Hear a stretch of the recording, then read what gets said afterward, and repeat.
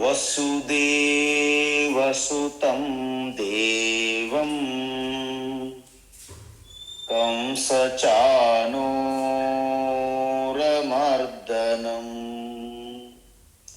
దేవకీ పరమానందం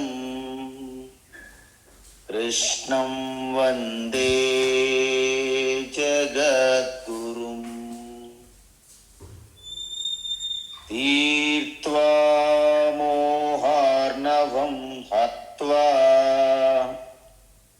రాగద్వేషాదిరాక్షసాం సీతా శాంతి సమాయుక్తా ఆత్మా రామో విరాజతే ఆత్మా రామో విరాజతే. ఆత్మస్వరూప బంధుగణ, మనం 17వ అధ్యాయం శ్రద్ధాత్రయ విభాగయు. ఇది ఒక ప్రాక్టికల్ గైడ్, అంటే ఒక ప్రాక్టికల్ ఇన్స్ట్రక్షన్స్ అన్నమాట. మన నిత్య జీవితంలో నిరంతరము చెక్ చేసుకోవలసినటువంటి అధ్యాయం అన్నమాట. అందువలన మనకి ఏం చెప్పారు, భగవాన్ ఏమంటున్నారంటే, అసలు ఈ అధ్యాయము పూర్వపరాలు ఎలా ఉన్నాయంటే 16వ అధ్యాయములో, అంటే ఎవరైతే శాస్త్రాన్ని పూర్తిగా తెలుసుకోలేరో, చదవలేరో, అధ్యయనం చేయలేరో, కానీ శాస్త్ర అజ్ఞానం అయినప్పటికీ వాళ్ళకి భగవంతుని పైన అపారమైన శ్రద్ధాభక్తి ఉన్నది. మరి వారు చేసే ఆ పూజ కానీ ఆ భక్తి ఏదైతే చేస్తారో అది ఎటువంటి శ్రద్ధ అని అర్జునుడి ప్రశ్న. అయితే భగవాన్ ఏమన్నారంటే, సత్వానురూప సర్వస్య శ్రద్ధా భవతి భారత శ్రద్ధామయోయం పురుషః యో యశ్రద్ధః స ఏవ సహ. అందువలన వారికి శాస్త్ర జ్ఞానం లేదు కాబట్టి, సో బయట నుండి శాస్త్రం వాళ్ళని గైడ్ చేసే అవకాశం లేదు కాబట్టి వాళ్ళ యొక్క స్వభావానుసారంగా వారు చేస్తారు. అంటే వారి యొక్క అంతఃకరణములో ఉన్నటువంటి ఆ యొక్క వాసనామయమైనటువంటి వారి యొక్క ప్రకృతి స్వభావం అనేది నిర్ణయిస్తుంది. ఆ విధంగా వారు ఎటువంటి శ్రద్ధ కలిగి ఉంటారో ఆ శ్రద్ధ ప్రకారంగా వాళ్ళు తయారవుతారు. ఎందుకు, మనం ముందే చెప్పాం, మీ ఆలోచనలు బట్టే మీ మాటలు పుడతాయి, మీ మాటలు బట్టే మీ చేష్టలు మీ కర్మలు వస్తాయి, మీ చేతులు మీ కర్మలు బట్టే మీ అలవాటుగా మారుతుంది, మీ అలవాట్లే మీ నడవడిగా మారుతుంది, నడవడికిగా మారుతుంది, మీ నడవడికే మీ వ్యక్తిత్వంగా మారుతుంది, వ్యక్తిత్వం తయారవుతుంది. అందువలన మనకి ఈ పురాణ గాథలు ఎందుకు చెప్తారంటే, పురాణాలలో అనేక విషయాలు చెప్తారు. ఒక్కొక్కసారి పురాణాలు మనకి ప్రయోజనం చేకూరుస్తాయి, ఒక్కొక్కసారి పురాణాలు మనకి నష్టం కూడా కలిగిస్తాయి. అంటే జాగ్రత్తగా ఉండకపోతే. ప్రతి ఒక్కటి కూడా ప్రపంచంలో అలాగే ఉంటాయి. కరెంటు వలన మనకు నష్టమా లాభం అంటే రెండూ ఉంటాయి. జాగ్రత్తగా వాడుకుంటే లాభం ఉంటుంది, ఏమరపాటుగా అప్రమత్తంగా లేకపోతే నష్టం కలుగుతుంది కరెంటు వలన. పురాణాలు కూడా అలాగే ఉంటాయి. అందువలన ఇక్కడ భగవాన్ ఏమంటున్నారంటే, మనం చిన్నప్పుడు అంటే స్టార్టింగ్ వచ్చినటువంటి ఆలోచనల్లోనే మనం అలర్ట్గా ఉండి చక్కదిద్దుకోకపోతే అవి చివరికి మీ వ్యక్తిత్వంగా మారిపోయి అలవాట్లు వ్యసనంగా మారిపోయి ఆ తర్వాత మీరు ఎంత ప్రయత్నించినా మీరు వాటిని సెటరైట్ చేయలేరని చెప్తున్నారు. అయితే ఇప్పుడు భగవాన్ ఏమంటున్నారంటే, ఎప్పుడైతే శాస్త్రజ్ఞానం లేదో వారు చేసే పూజ ఏ విధంగా ఉంటుంది, ఆ పూజ చేసేటప్పుడు వారి యొక్క భావన, వారు పూజ చేస్తున్నటువంటి దేవతా స్వరూపం, ఇవన్నిటి బట్టి కూడా మనకి వాళ్ళు ఎటువంటి శ్రద్ధ కలిగి ఉన్నారనేది చెప్పడం జరుగుతుంది ఇక్కడ. అందుకే భగవాన్ ఏమంటున్నారంటే, యజంతే సాత్వికా దేవాన్, యజంతే సాత్వికా దేవాన్, యజంతే సాత్వికా దేవాన్, యక్షరక్షాంసి రాజసాః, యక్షరక్షాంసి రాజసాః, యక్షరక్షాంసి రాజసాః, ప్రేతాన్ భూతగణాఛాన్యే, ప్రేతాన్ భూతగణాంశ్చాన్యే, ప్రేతాన్ భూతగణాంశ్చాన్యే, యజంతే తామసా జనాః, యజంతే తామసా జనాః, యజంతే తామసా జనాః, యజంతే సాత్వికా దేవాన్, యక్షరక్షాంసి రాజసాః, యజంతే సాత్వికా దేవాన్, యక్షరక్షాంసి రాజసాః, యజంతే సాత్వికా దేవాన్, యక్షరక్షాంసి రాజసాః, ప్రేతాన్ భూతగణాఛాన్యే, యజంతే తామసా జనాః, ప్రేతాన్ భూతగణాంశ్చాన్యే, యజంతే తామసా జనాః, ప్రేతాన్ భూతగణాంశ్చాన్యే, యజంతే తామసా జనాః. ఓకే, ఇప్పుడు మనకేమన్నారు భగవాను? ముందు శాస్త్రంలో ఒక విషయం చెప్పారు. ఏంటి? వీళ్ళకి శాస్త్రం పూర్తిగా అధ్యయనం చేసే అవకాశం లేని వాళ్ళు. శాస్త్రం అధ్యయనం చేయాలంటే అనేక కారణాలు ఉండాలి, అనేక అవకాశాలు ఉండాలి మనకి.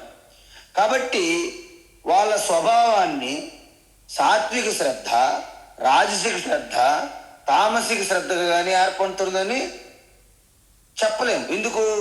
శాస్త్రం ఎవరైతే పాటిస్తారో మనం శాస్త్ర ప్రకారంగా చెప్పొచ్చు, ఇది రాజసికమా, తామసికమా, సాత్వికమా. కానీ ఇక్కడ విషయం ఏంటంటే,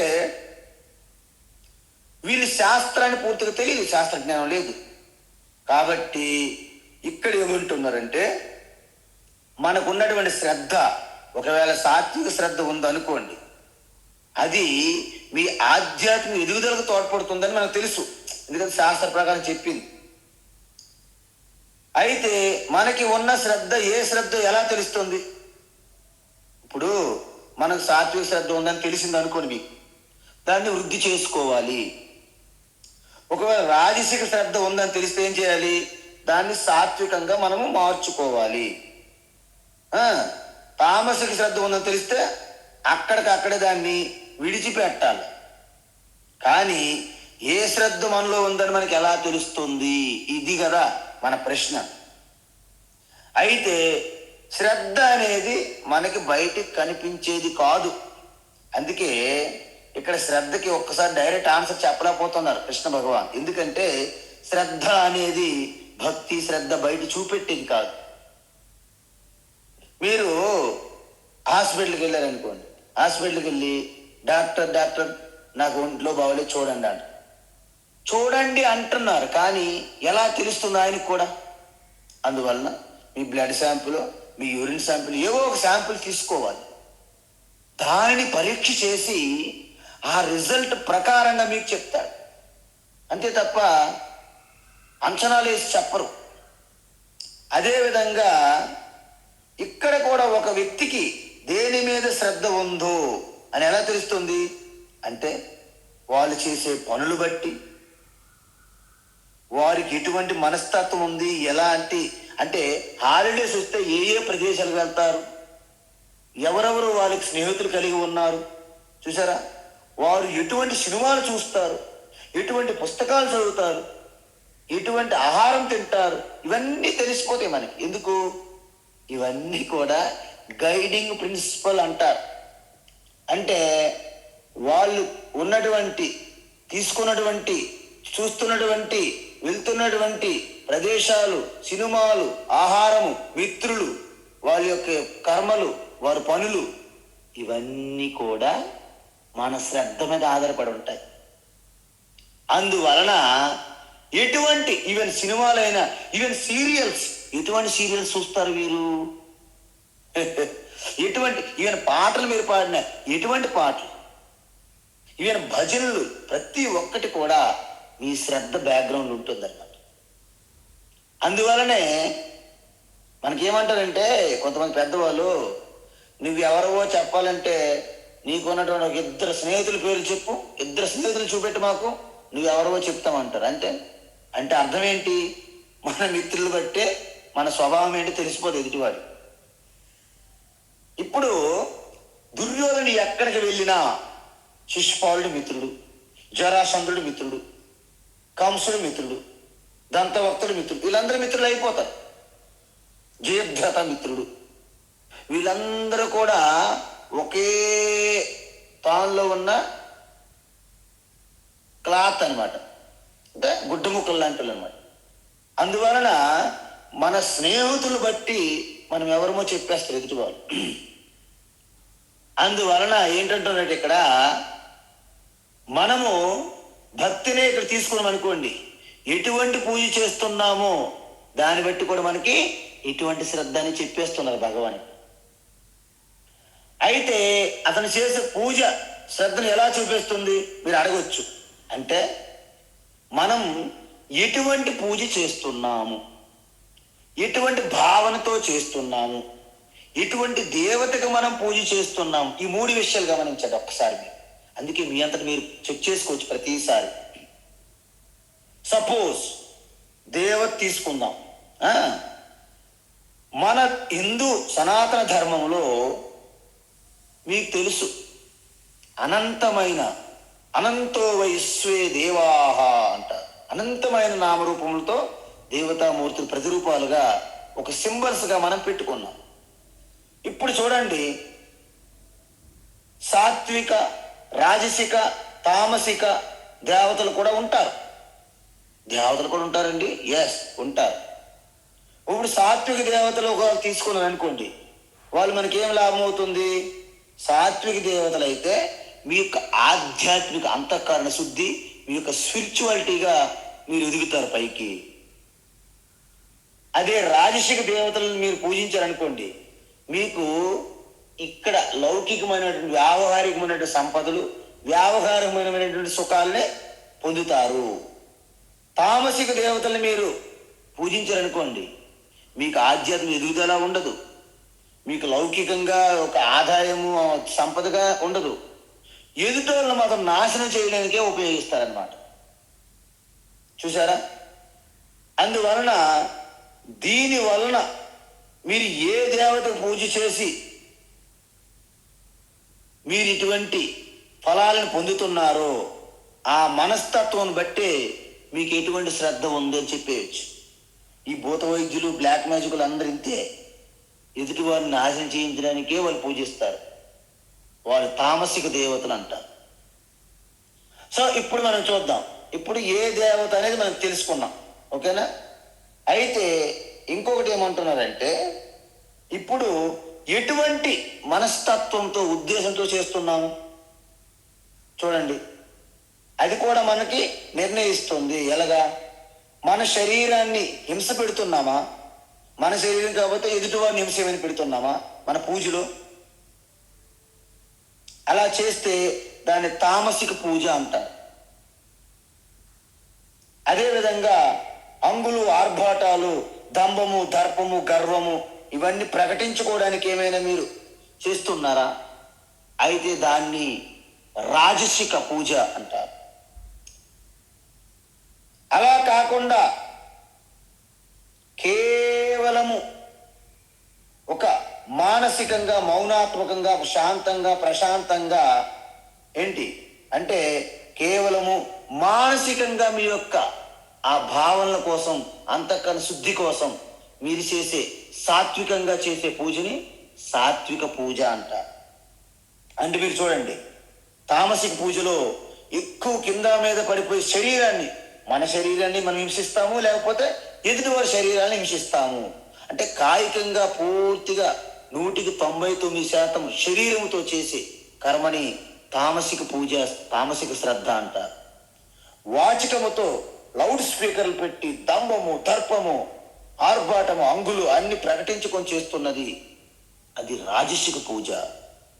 శాంతంగా ఒక జపము, ఒక ధ్యానము, మానసికంగా ప్రశాంతంగా మౌనాత్మమైనటువంటి ఈ పూజలు ఎక్కువ చేస్తుంటే అవి సాత్విక పూజ అని చెప్పారు. ఇది ఈ ప్రకారంగా చేసే వాటిని 3 రకాలుగా మనము తెలుసుకోవచ్చు. అయితే చేస్తున్నప్పుడు మనలో ఉన్నటువంటి కోరిక బట్టి కూడా, మన ఉద్దేశం బట్టి కూడా 3 రకాలుగా శ్రద్ధ ఉంటుంది.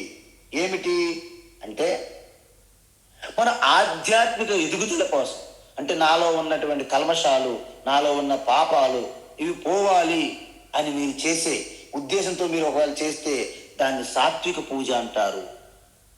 లేకపోతే అనేక కోరికలు, ధన సంపదలు, భూములు, ఆస్తులు, అధికారము, కీర్తి ప్రతిష్టలు, గో సంపద, అనేక సంపదల కోసం కోరికలతో చేస్తే వాటిని రాజసిక పూజ అంటారు. ఇతరుల నాశనం కోసమే శత్రువులుగా గమనించి, శత్రువులుగా భావించి వారి నాశనం కోసమే మనం చేసే పూజని తామసిక పూజ అంటారు. అందుకే మనం ప్రతి జపం చేసినప్పుడు, ప్రతి పారాయణ చేసినప్పుడు మనం చదువుతుంటాం, మమోపాత్త సమస్త దురితక్షయ ద్వారా శ్రీ పరమేశ్వర ప్రీత్యర్థం అహం కరిష్యే, అహం ధ్యానం కరిష్యే, అహం జప కరిష్యే, అహం పారాయణం కరిష్యే, అహం పూజాం కరిష్యే అంటారు. అంటే ఇది కేవలం నాలో ఉన్నటువంటి దుర్గుణాలు పోవాలి, ఆసురి సంపత్తి పోవాలి, ఆధ్యాత్మికమైన దైవీ సంపద పెరగాలి అని కోరుకొని చేసేదాన్ని ఇది సాత్విక పూజ అవుతుంది. దీన్ని బట్టే శ్రద్ధ కూడా తెలుస్తుంది. చూడండి, దీని ప్రకారం అంటే మన పూజ యొక్క దేవత ఎవరు, ఎటువంటి పద్ధతిలో చేస్తున్నాము, ఎటువంటి ఉద్దేశంతో చేస్తున్నాము, దాన్ని బట్టి మనది సాత్విక శ్రద్ధ, రాజసిక శ్రద్ధ, తామసిక శ్రద్ధ అని మనకి తెలిసిపోతుంది. అయితే ఇప్పుడు మనకు ఒక డౌట్ వస్తుంది. ఏమిటా డౌటు? ఇంతకీ ఈ 3 రకాలు చూసాం కదా.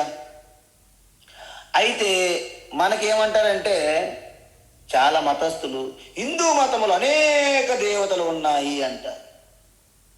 మాకు చూడండి ఒకే ఒక దేవుడు అంటారు. కానీ విచిత్రం ఏంటంటే మనం బాగా ఆలోచిస్తే మన వాళ్ళు అనుకుంటారు నిజమే కదా, నిజమే కదా అంటారు. కానీ మీరు ఒకసారి ఆలోచించండి, ఒక బట్టల షాప్ ఉన్నది, ఒకే డ్రెస్ దొరుకుతుంది, అందరికీ ఓకేనా అంటే ఇంక వేరే ఎక్కడ అవకాశం లేదు కాబట్టి ఓకే. కానీ వేరే షాపులో అనేక రకరకాల బట్టలు ఉన్నాయనుకోండి, మీరు ఎక్కడికి వెళ్తారు? ఈ ఒకే రకం బట్టలు ఉన్న షాప్కి వెళ్తారా? అనేక రకాలు ఉన్నటువంటి ఆ షాప్కి వెళ్తారా?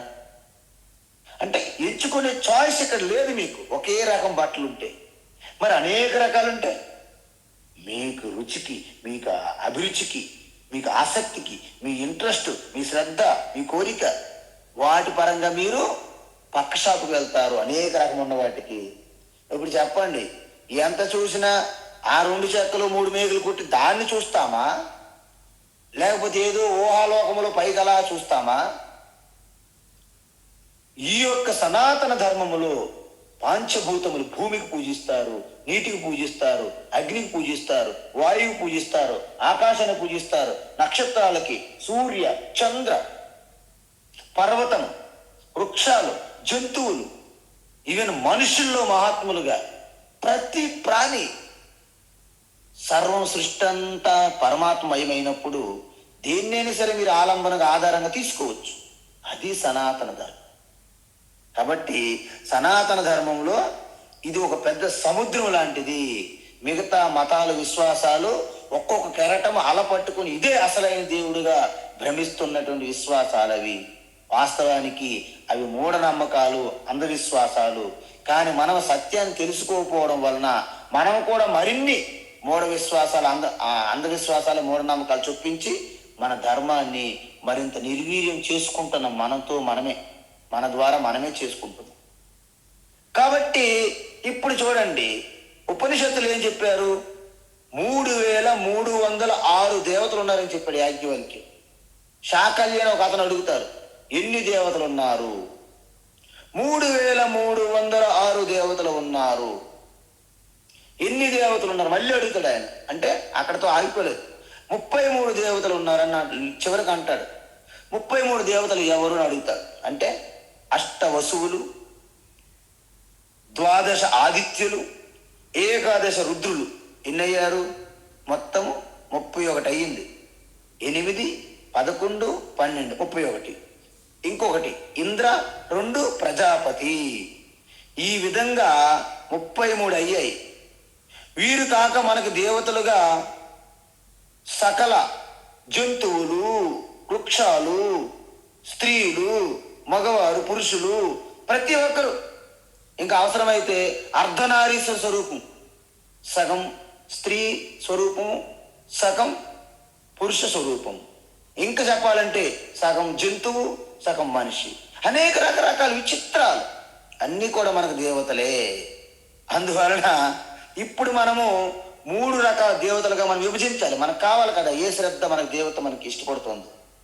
అయితే సాత్విక దేవతలు మనకి దేనికి ఉపయోగపడతారు? మన ఆధ్యాత్మిక స్పిరిచువల్ లైఫ్కి, ఆధ్యాత్మిక జీవితానికి ఉపయోగపడతారు ఆ దేవతలు. వాళ్ళు మనకి ఏమిస్తారు? మీకు మంచి ధార్మిక విలువలు మీలో వృద్ధి జరిగేటట్లు, మీలో మనశ్శాంతి, మీలో ఒక ఆనందము, మీలో ఒక శాంతి, మంచి నడవడిక, మంచి ఒక జీవన విధానాన్ని మీకు వృద్ధి జరిగేటట్లు ఆశీర్వదిస్తారు. ఎవరు? సాత్విక దేవతలు. మీ అందరికీ తెలుసు, మన ఉపనిషత్ మంత్రాలు కూడా ఇవే చదువుతాం. భద్రం కర్ణేభి శృణుయామ దేవా తదాత్మని నిరతే ఉపనిషత్సు ధర్మా తేమయి సంతు. ఉపనిషత్తుల్లో చెప్పిన ఆ ధార్మిక విలువలు నాలో వృద్ధి చెయ్యి. ఏ పరమాత్మ, నా యొక్క చెవుల్లో మంగళకరమైనటువంటి మాటలనే వినేటట్టు చెయ్యి. మంగళకరమైన దృశ్యములు చూసేటట్టు చెయ్యి. నా శరీర అవయవాలు ఆరోగ్యంగా ఉంచు. ఇలాంటి ప్రార్థనలు మనవి. ఇవన్నీ సాత్విక దేవతలు. అంటే మీ అందరికీ తెలుసు, సాత్విక దేవతలు మన ఆంతరిక అంటే ఇన్నర్ సంపద, ఆధ్యాత్మిక సంపదని వృద్ధి చేస్తాయి. రామ, కృష్ణ, శివ, దేవి, గణేష్, కుమారస్వామి, సూర్య, ఎన్ని చెప్పాలండి మీ అందరికీ తెలుసు. వెంకటేశ్వర స్వామి. సో ఇవన్నీ, అయ్యప్ప, ఇవన్నీ కూడా మన పూర్వీకులు ఒక పెద్ద లిస్ట్ ఇచ్చారు. సాత్విక దేవతలు. మీరు శ్రద్ధాభక్తితో ఈ దేవతలను మీరు దేన్నైనా ఒకదాన్ని ఎంచుకొని మీ పూజ చేస్తే దీన్ని సాత్విక దేవతలు అంటారు. వీటి రెండో రకం ఏంటి? రాజసిక దేవతలు. అంటే ఆధ్యాత్మిక వృద్ధి ఉండదు దీంట్లో. కేవలం లౌకికమైనటువంటి సంపదలు, లౌకికమైనటువంటి అధికారము, లౌకికమైనటువంటి విజయాలు కావాలి. వారు యక్షులను పూజిస్తారు, కిన్నెరులను పూజిస్తారు, గంధర్వులను పూజిస్తారు, సిద్ధదేవతను పూజిస్తారు, బాబాలను పూజిస్తారు. ముఖ్యంగా చెప్పాలంటే కుబేరుని పూజిస్తారు. వారు కుబేరు యంత్రం, కుబేరుడు. కుబేరు ఎవరు? ధనానికి కోశాధికారి, ట్రెజరర్, యూనివర్సల్ ట్రెజరర్ కుబేరుడు. వీరు కుబేరుని పూజిస్తారు. ఎందుకు? వీళ్ళకి కావలసింది ఆధ్యాత్మిక వృద్ధి కాదు, కేవలము లౌకిక సంపద, లౌకిక పేరు ప్రతిష్టలు, లౌకికమైన అధికారము, ఇవి కావాలి. అందుకే ఒక్కొక్కసారి మనం ఎక్కడికి వెళ్తే ఈ లౌకికంగా పడిపోయి అసలైన దేవీ దేవతలు మనం విడిచిపెట్టేస్తాం. కొన్ని శివాలయాలకు వెళ్తాం, అక్కడ శని ఈశ్వరుడి నుంచి వెంట పడతాం. కొన్ని దేవాలయాలకు వెళ్తాం, అక్కడ కుబేరుని వెంట పడుతుంటాం. బద్రీనాథ్ వెళ్ళారనుకోండి మీరు ఎవరైనా, అక్కడ కుబేరునిది ఒకటి ఉంటుంది దేవాలయం. అక్కడికి వెళ్ళి మన డబ్బులు, మన పాకెట్లో డబ్బులు తీసి అక్కడ వేయడము, అక్కడి నుంచి డబ్బులు తీసుకొచ్చి మన డబ్బులు కలుపుకోవడం, ఇలాంటి నమ్మకాలు ఉన్నాయి. అంటే వీళ్ళందరూ దేని చూడండి, వీళ్ళు ఆధ్యాత్మిక వృద్ధి కోసం, మనశ్శాంతి కోసం, అంతకన్నా శుద్ధి కోసం వీళ్ళు చేయట్లేదు.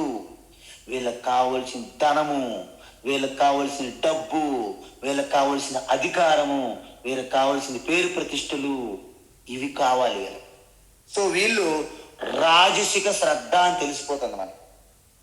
ఇక మూడో రకం ఎవరు? తామసిక దేవతలు. భూత, ప్రేత, పిశాచ, శాకిని, టాకిని, శంకిని, లంకిని, కంకిని, ఎన్ని ఉన్నాయో. రావణాసురుడు చుట్టూ ఉన్న సైన్యం అంతా వీళ్ళే. అందువలన వీళ్ళు అనేక రకమైనటువంటి బ్లాక్ మ్యాజిక్ పీపుల్ అనమాట. భూత వైద్యులు అంటారు. భూత వైద్యుల దగ్గరికి వెళ్ళండి, రచ్చ కట్టండి, తాయితు కట్టండి, పొగేయండి, ఇవన్నీ విభూతి నోట్లో వేసుకోండి, ఇవన్నీ ఉంటాయి మనకి. అందువలన ఈ భూత పిశాచులని పారద్రోలు భూత వైద్యులు ఉంటారు కదా, వీళ్ళందరూ కూడా పూజించే దేవతలు తామసిక దేవతలు అంటారు. వీళ్ళు ఎక్కడ చేస్తారు? వీళ్ళేమో శవాల మీద చేస్తారు, ఆ కపాలాలు కట్టుకొని చేస్తారు, శ్మశానాలకు వెళ్తారు, అర్ధరాత్రి పూజలు చేస్తారు, అనేక రకమైన చేష్టలు చేస్తారు వీళ్ళు.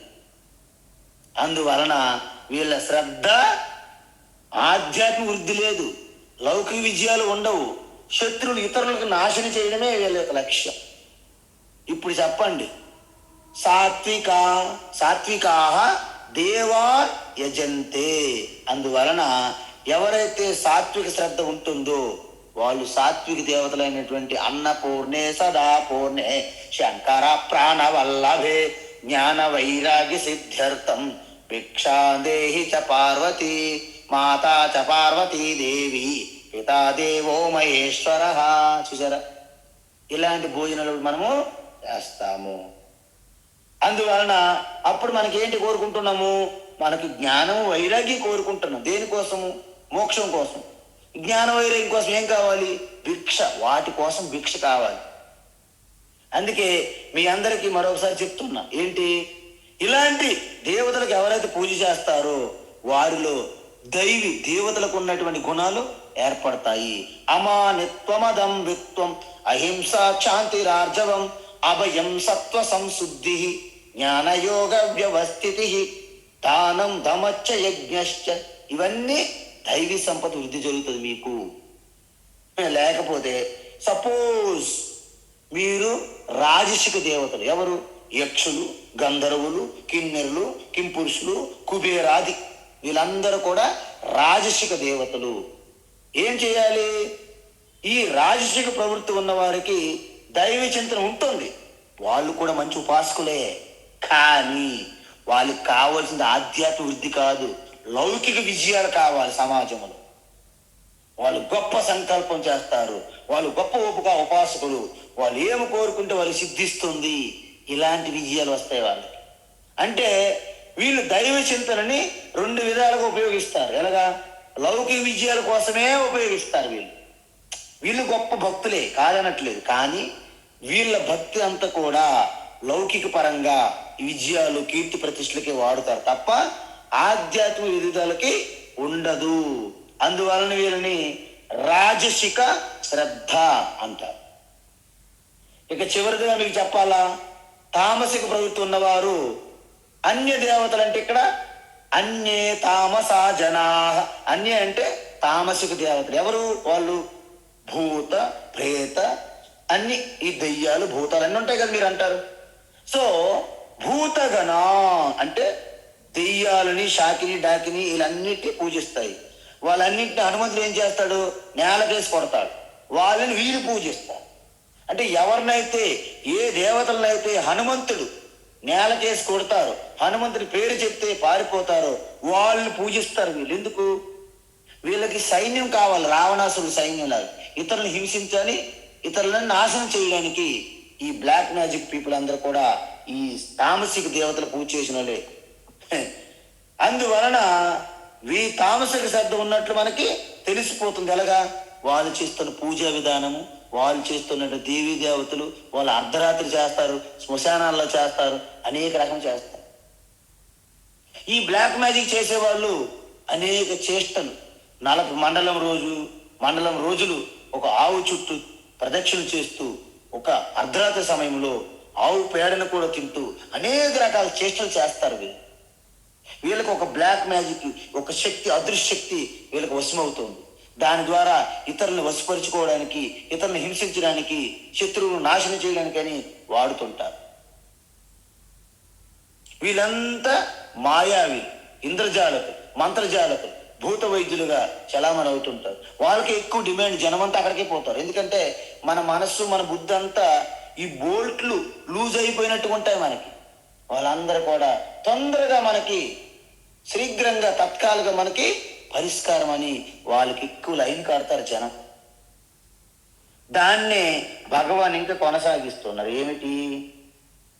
అశాస్త్ర విహితం ఘోరం, అశాస్త్ర విహితం ఘోరం, అశాస్త్ర విహితం ఘోరం, తప్యంతే ఏ తపోజనా, తప్యంతే ఏ తపోజనాః, తప్యంతే ఏ తపోజనాః, దంభాహంకార సంయుక్తా, దంభాహంకార సంయుక్తాః, దంభాహంకార సంయుక్తాః, కామరాగ బలాన్వితా, కామరాగ బలాన్వితాః, కామరాగ బలాన్వితాః,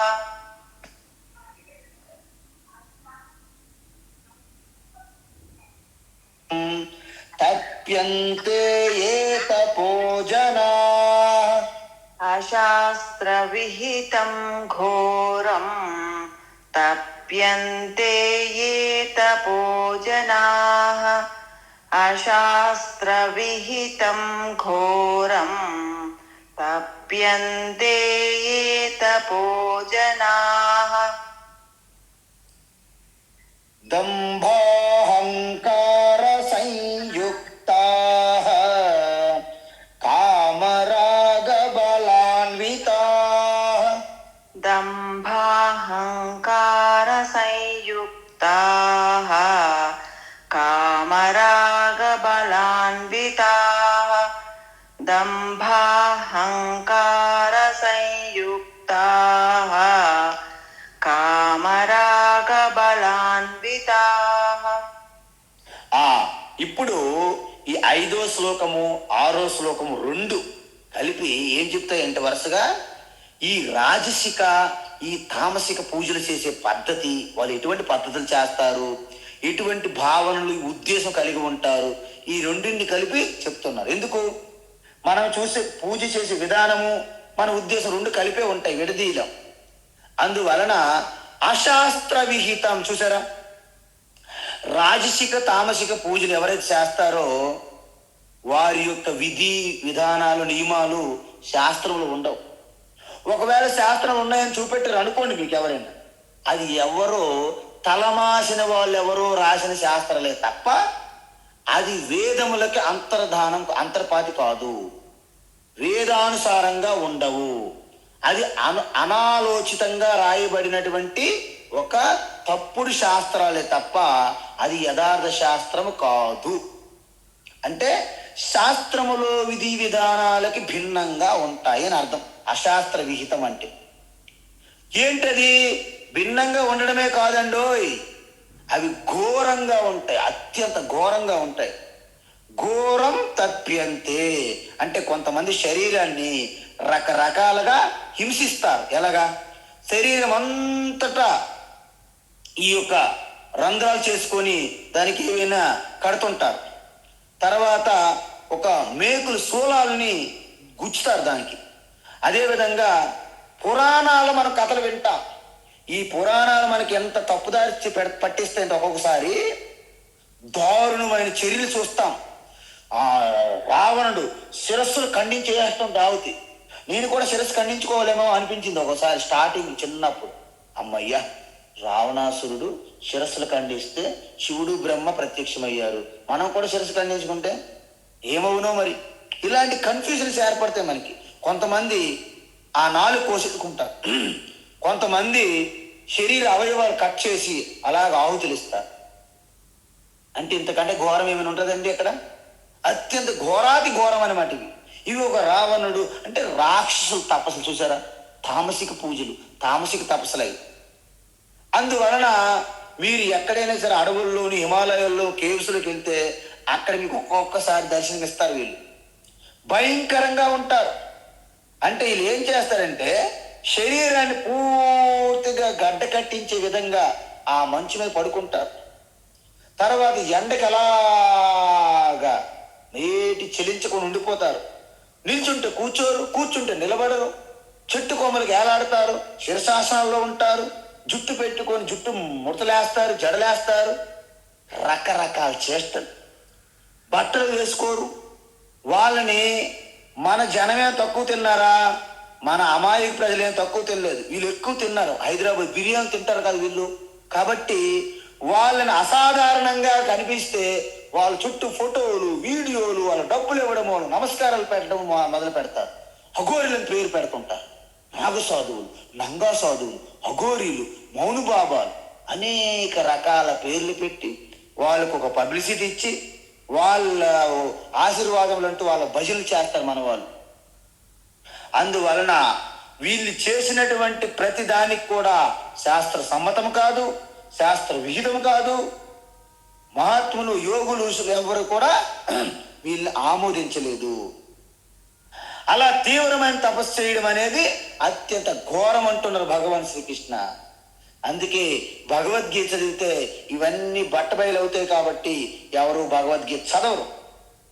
మిగతా తంత్రాలు, మంత్రాలు, యంత్రాలని పట్టుకొని తిరుగుతుంటారు కాలక్షేపాలు. కాబట్టి ఈ తపస్సులన్నీ కూడా ఘోరమైనవి. అఘోరి అంటే ఏంటండి? ఘోరం అంటే భయంకరము, అఘోరం అంటే శాంతం, అఘోర అంటే శాంతం శివం. మరి భయంకరమైన చేష్టలు చేసుకొని ఈ మధ్యకాలంలో జనం తిరుగుతున్న అఘోరుల పేరుతో వాళ్ళ అఘోరిల మూర్ఖుల, వాళ్ళు తామసిక పూజ చేసేవాళ్ళు, వాళ్ళు తామసిక శ్రద్ధ ఉన్నవారు. వాళ్ళని మనం అందరం ఎక్కిస్తున్నాం కదండి. అంటే మనం ఎక్కడ ఉన్నామో చూసుకోండి మన ప్రజలు. అందువలన ఏ తపో జనాహ, వాళ్ళందరూ తామసిక కర్మలు చేస్తున్నవారు అని తెలుసుకోవాలి. అలాంటి ఘోరమైన తపస్సులు ఎందుకు చేస్తున్నారు? మనం ప్రశ్నించాలి. మనం ఎందుకు చేస్తున్నారు ఇటువంటి ఘోరమైన తపస్సులు అంటే దంభాహంకార సంయుక్త, అంటే దంభము, దర్పము, అహంకారం ప్రదర్శించడానికి ఇవి చేస్తున్నారు వారు. చూసారా, మనము ఐస్ గడ్డ మీద నిలబడలేము, ఐస్ గడ్డ నిలబడి చూపెడతారు. చూసారా నా తపస్సు అంటే. వాడు మనం నీటి మీద నడవలేము, వాళ్ళు నీటి మీద నడిచి చూపెడతారు. నా తపస్సు, నా సిద్ధి అంటారు. మనం గాల్లో ఎక్కువ టైం ఉండలేము, గాల్లో వాడు గాల్లో ఎగురుతూ ఉంటాడు. చూసావా నా తపస్సు అంటాడు. ఇదంతా దేనికోసం? నేను భూమి లోపల నాకు ఒక గొయ్యి తీసి లోపల పెట్టి కప్పండి, నేను ఉంటాను అంటాడు. ఎందుకండి అంటే ఆ గర్వము, అహంకారము, దర్పము, దంభము ప్రదర్శించడానికే అంట. ఎందుకు చేస్తున్నారు వీళ్ళు? మోక్షం కోసం కాదండి. కామరాగ బలాన్వితాః, ఎంతసేపు ప్రాపంచిక పేరు ప్రతిష్టల కోసమే ఆరాటపడుతుంటారు. ఆ ధన సంపద, ఐశ్వర్యాల కోసము, ప్రాపంచిక కోరికలు తీర్చుకోవడం కోసము. అంటే మనకి కామము అంటే కోరిక, రాగం అంటే బంధము, బలం అంటే దర్పము, అధికారము. అంటే మనం చూసాం ఈ పురాణాల్లో అత్యంత ఘోరమైన తపస్సు రాక్షసులందరూ కూడా ఈ తామసిక తపస్సులు. ఇప్పుడు మీకు అర్థం అవ్వాలి. అది కూడా ఎలాగా? ఎన్ని సంవత్సరాలు చేసి చేసి చేసి ఆ పీనుగులాగా అయిపోయిన వాళ్ళు బ్రహ్మో, శివో, విష్ణు ఎవరు దర్శనమిస్తారు. ఏమడుగుతారు?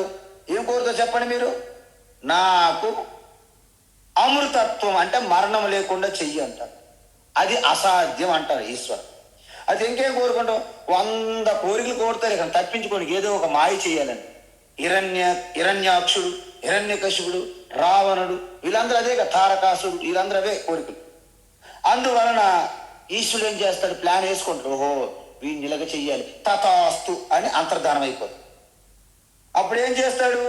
ఇక ఈశ్వరుడు ఇచ్చిన వరముతో రెచ్చిపోయి ఆ వరముతోనే మిగతా ప్రజల్ని, మనుషుల్ని, అన్ని లోకాలని చిత్రహింసలు పెడతారు. అందువలన ఇమ్మీడియట్లీగా మన పురాణాలు ఏం చేస్తాము? ఫస్ట్ చేసింది స్వర్గం కబ్జా. స్వర్గం కబ్జా చేసి అప్సరసల్ని కిడ్నాప్ చేస్తారు. ఫస్ట్ ఆఫ్ ఆల్ ఈ రాక్షసులందరూ ఏం చేస్తారు? ఈశ్వరుని దగ్గర వరం పొంది స్వర్గాన్ని కబ్జా చేసి అప్సరసను ఫస్ట్ కిడ్నాప్ చేస్తారన్నమాట. ఇక అక్కడి నుంచి వారి యొక్క అన్యాయాలు, అపరాధాలు, ఘోరాలు ఇక లెక్కట్లే.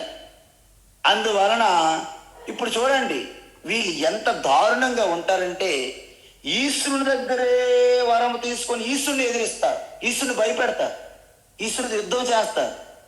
భస్మాసురుడు అనే ఒక మూర్ఖుడు తపస్సు చేసి శివుని దగ్గరే వరం పొంది అది పనిచేస్తుందా లేదనే పరీక్ష ఎవరి మీద పెట్టాలి? శివుని మీద పెడతానంటాడు. ఇంతకంటే ఘోరమైన ఎవరైనా ఉంటారండి? వీళ్ళందరూ కూడా తామసిక తపస్సు చేస్తున్నారని అర్థం. అందువలన దైవభక్తి ఉన్నంత మాత్రాన వారు ఆధ్యాత్మికంగా ఉంటారని అనుకోవద్దండోయ్. మనకు అది ఒక భ్రమ. చాలా మంది, అందరికీ, ప్రజలకి దైవభక్తి ఉంటుంది, కానీ తామసికమైనటువంటిదా శ్రద్ధాభక్తి, రాజసిక శ్రద్ధాభక్తి, సాత్విక శ్రద్ధాభక్తి అని మనం చూడాలి. ఫస్ట్ ఆఫ్ ఆల్ మనం తెలుసుకోవాలి మనం ఎక్కడున్నామని.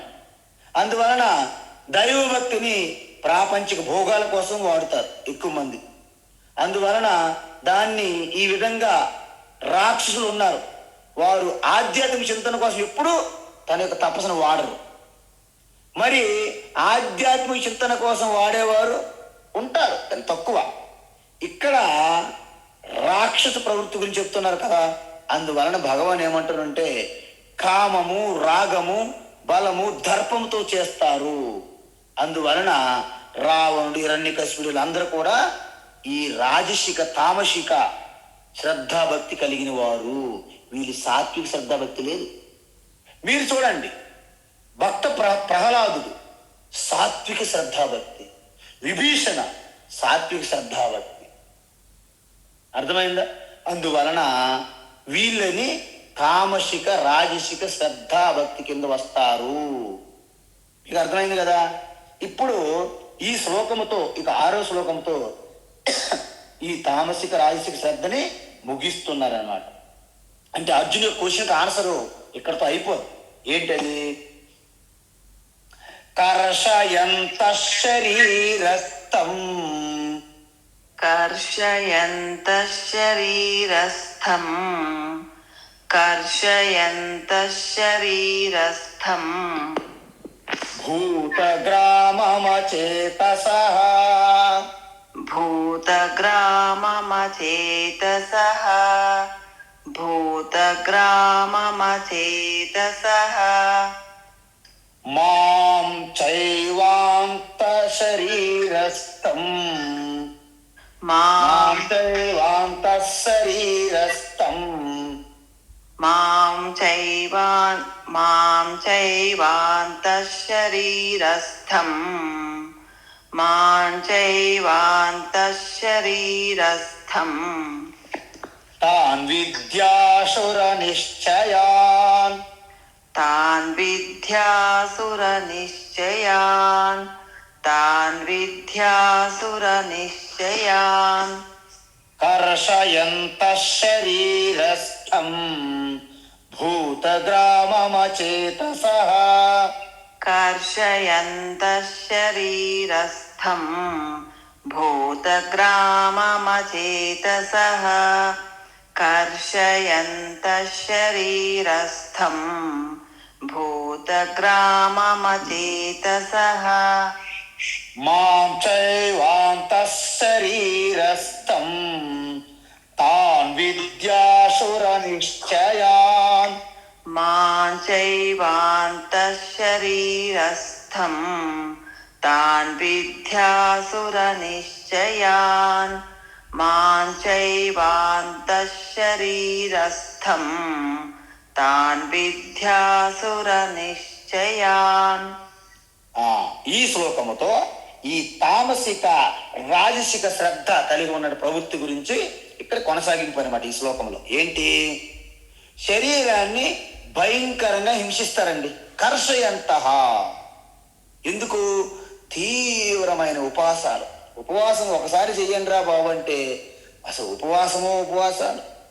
తర్వాత మన ఈ యొక్క అవయవాలు ఉంటాయి, శరీర అవయవాలు, అవి దేనికి పనికి రాకుండా అలా తయారు చేసి పెడతారు. ఎందుకంటే హింసిస్తారనమాట.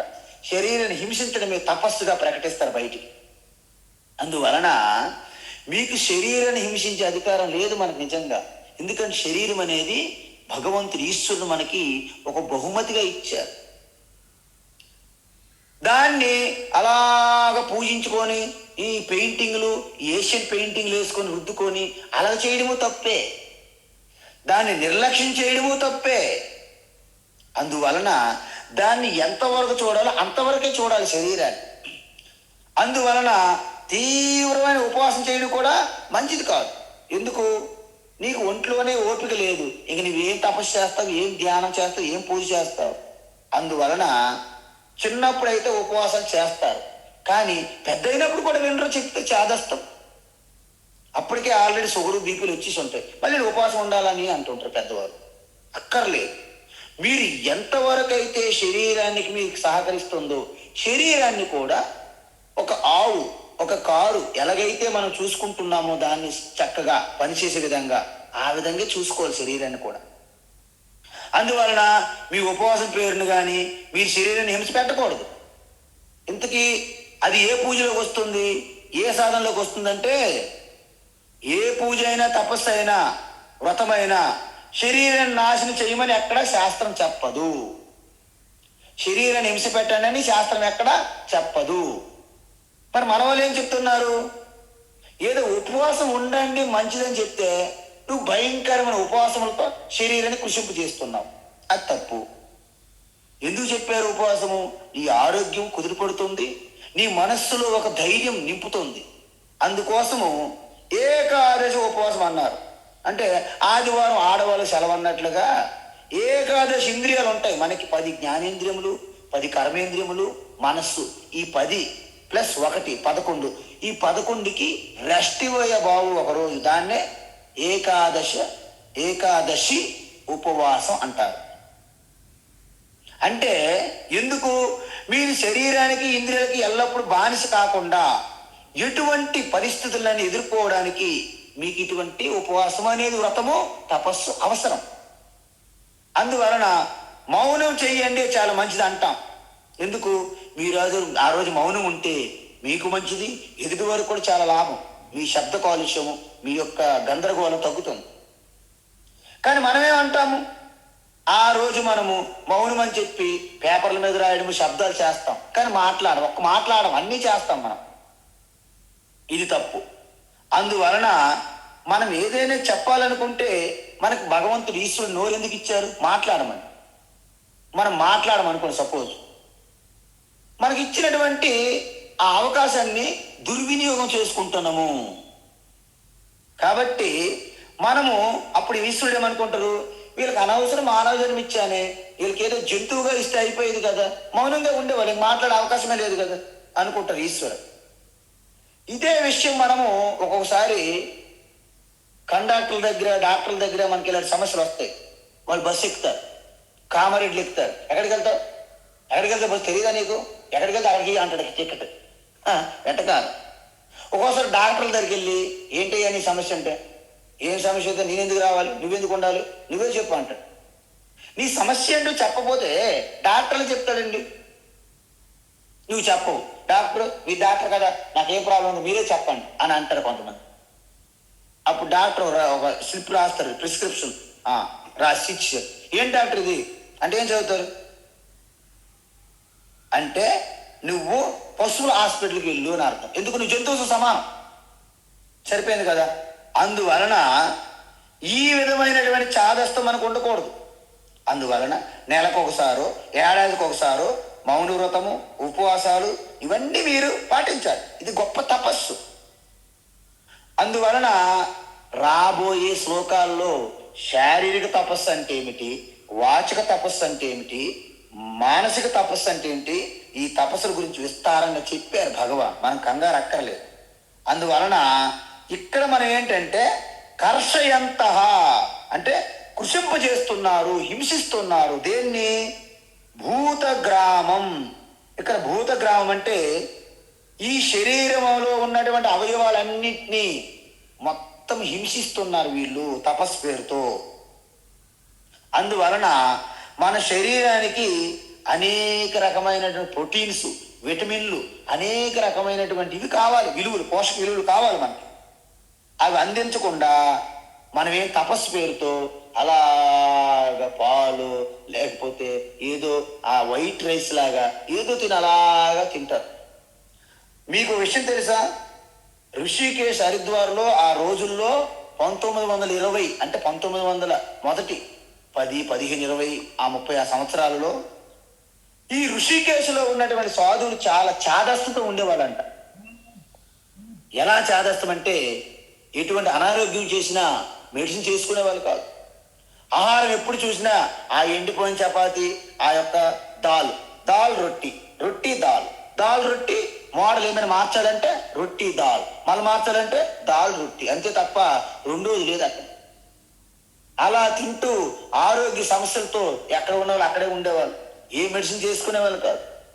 అలాంటి సమయంలో కుప్పుస్వామి అనే ఒక వ్యక్తి మలేషియాలో డాక్టర్గా ఉంటూ తన డాక్టర్ వృత్తి ఆపేసి హిమాలయాల ఋషికేశ్ వెళ్ళారు. వాళ్ళ పరిస్థితి చూసి ఆ కుప్పుస్వామి పూర్తిగా హృదయం ద్రవించిపోయి అక్కడ ఒక హాస్పిటల్ ఓపెన్ చేశారు మందులు ఇవ్వడానికి అందరికీ ఆ మహాత్మ దగ్గరికి వెళ్ళి ట్రీట్ చేసి ఆ మెడిసిన్స్ ఇవ్వడం మొదలుపెట్టారు. ఆయనే జగత్ ప్రఖ్యాత విశ్వవిఖ్యాత అయినటువంటి స్వామి శివానంద మహారాజ్. అలాంటి శివానంద ఋషికేశ్ వెళ్ళి ప్రత్యేకమైన శ్రద్ధ తీసుకునేవారు ఈ సాధువులందరికీ. వాళ్ళు ఏంటంటే ఎంత అనారోగ్యమైన భరించుకొని ఉండేవాళ్ళు తప్ప మెడిసిన్స్ ఏం వేసుకునేవారు కాదు. అంటే శరీరాన్ని పూర్తిగా కృషింపజేసి విపరీతమైనటువంటి బాధ పెట్టడమే. అయితే ఇక్కడ ఏమంటున్నారు? ఆ తపస్సు తామసిక రాజసిక తపస్సు అంటున్నారు. ఎందుకంటే అచేతసహ, వాళ్ళకి శాస్త్ర జ్ఞానం లేదు, అజ్ఞానులు. అలాగే శరీరం లేకపోతే ఇంక దేంతోనే వ్యవహారం నడుపుతారు చెప్పండి? ఇప్పుడు మీరు చెప్పండి, శరీరం ఉన్నది కాబట్టి మనం వ్యవహారం చేయగలం, లేకపోతే మనం ఇంక ఏది చేయడం పనికిరాం. అందువలన మనకి కాళిదాసు లాంటివి ఏమన్నారంటే శరీర మాధ్యం కొలు ధర్మ సాధనం. మీరు ధర్మాన్ని పొందాలంటే మీకు శరీరం అనే ఒక మాధ్యం కావాలి, ఒక ఇన్స్ట్రుమెంట్ కావాలి. కాబట్టి శరీరాన్ని మీరు అలాగా అనవసరంగా హింసించవద్దు, కృషింప చేయవద్దు అని చెప్తున్నారు, నిర్లక్ష్యం చేయవద్దు. తర్వాత రేపు మనము ఇదే శ్లోకాన్ని కొనసాగిద్దాం. హరి ఓం తత్సత్. సర్వం శ్రీకృష్ణార్పణమస్తు.